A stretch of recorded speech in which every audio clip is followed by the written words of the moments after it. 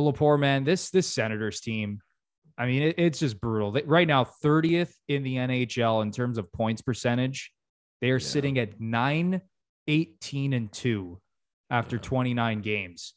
Like, if you're the Ottawa Senators at this point, Lepore, do you have any motivation with COVID, with all the breaks in the schedule for every team, not just the Senators? But when you look at these teams at the bottom of the standings, they must be thinking, just finish this damn season. Like, I'm done with this crap already. Even though we're only 30 games in for most of these teams, 30, 35 games, but it feels like we're like 55 games in.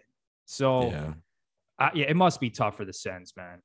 Yeah. So to your point, imagine that. Imagine being in this type of situation, dealing what you're dealing with, and there's 50 games to go. You can't even look forward to like a home stretch or just a chance to kind of like look ahead and see something good. And by that, I mean the end of the season. And I think it's kind of, how do I put this? It's something that's kind of spread over the league right now. If you look at the standings too, and we talked about it before on the show, how there's a big separation right now with the good teams and the bad teams. And there's sort of that line of like Dallas, and then one below that in the overall standings, you get to Detroit, where you have a team that, if they turn things on, they could fight for a playoff spot. And then in Dallas, and then if you move one down to Detroit, you have a 500 hockey team in the Eastern Conference. So I'm not going to say the season of the Detroit Red Wings is officially over, but it's getting there. It's getting there. It's an uphill climb. If we did the math on the record, they'd have to put up in their last 45, 50 games to make the playoffs. I'm sure it'd be a pretty friggin' impressive record. And to be honest, Bruno, I genuinely feel bad for these teams. I genuinely do, because I can't imagine, especially, and we will talk about the Sens, this team has dealt with a lot. They were probably, it was them and the Islanders who were hit the hardest by this whole COVID thing. There was games where they were missing like 7-8 guys. They had guys playing their first NHL games being called up who had no business being called up, just getting killed every night. Your season from a competitive standpoint is over. And like I said, you have 50 games to go. And what's even more brutal is that it's not even a consistent schedule where you can get rhythm. You're waiting around, games are getting postponed. You think you're playing, you're not playing. Who knows what the travel is for these guys? I'm sure they're being a little bit more calculated with when they travel to certain places, like minimizing as much as possible. So just a nightmare season. I feel sorry for a lot of these players playing for teams in the bottom half of the league. And I don't know, man. Like I don't have a solution, because I mean, COVID doesn't really have a solution, and they'll try their best to work it out during what would have been the Olympic break to get things evened out. But it's a tough one. And I'll ask you, Bruno, if you're a fan, it's pretty shit too. It's brutal. Like put yourself in the seat of an Ottawa Senators fan right now. So the team had a bad start to the season. Blame it on whatever you want. Blame it on the team, the goaltending, that there was drama there, the COVID situation. But either way, this team sits at the bottom of the league, and there are so many games to go. And to me, when you go into a season and your teams, I'm talking from a fan's perspective, if your team's not very strong, there's always the positivity of a high pick, or really just seeing improvement from your team so you can look forward to the future with some positivity.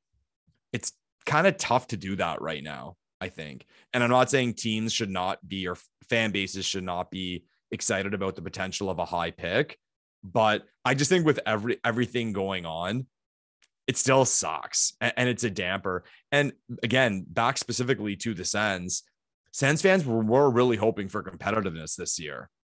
I'm not saying they all thought they were going to make the playoffs, but they saw a team that could, maybe do some damage. Striking distance of a playoff spot. Sure. 500. My prediction for the Sens this year was about 500, maybe a little under 500 is what I thought, because of their young speed and the potential a lot of their guys have to grow. But again, blame it on COVID, blame it on whatever you want. It hasn't happened. And to me, that's kind of fearful too. Like a player like Timmy Stützle, is this hurting his development? I mean, it can't be helping his development. I'll put it that way.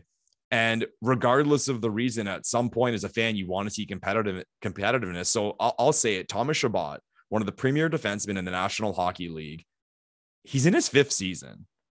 It's kind of weird. People forget Thomas Chabot is older than Austin Matthews. And crazy. What do you think about that? The Sens are not going to be competitive this year. So he's going to go into his 6th season as a premier NHL defenseman, and he's never sniffed competitiveness.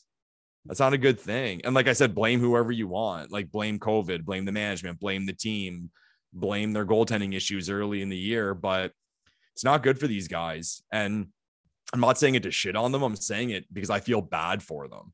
I really do, Bruno. No, you said it, man. Like, Thomas Chabot is in his 5th or 6th season. Brady Tkachuk is in his 4th season in the league. Yeah, this is year. Well, I guess, okay, the 2016-2017 season doesn't count for Chabot because he only played 1 game. So yeah, technically his 5th season. Tkachuk in year 4, Stützle now in year 2.